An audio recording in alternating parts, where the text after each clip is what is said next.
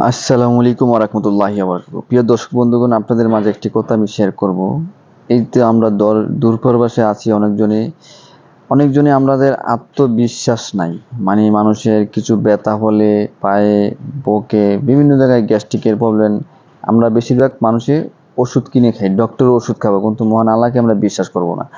আপনি যদি আল্লাহর উপরে বিশ্বাস রেখে ধৈর্য রেখে যদি আপনি এক গ্লাস পানির ভিতরে যদি সূরা পড়ে যদি ফু দিয়ে সূরা ফাতিহা ফু দিয়ে যদি খান, বিশ্বাস করে সবকিছু থেকে মুক্ত হবেন, শান্তি পাবেন।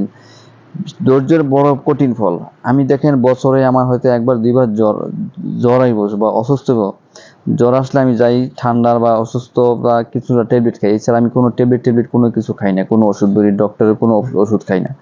একমাত্র আমার মায়ের দোয়া আর ওই মহান আল্লাহ তাআলা রব্বিল আলামিন আমাকে সুস্থ রাখা, এর উপরই বিশ্বাস করে আমি এই চলতেছি। আশা করি সবাই বুঝছেন, সবাই শেয়ার করে দেন।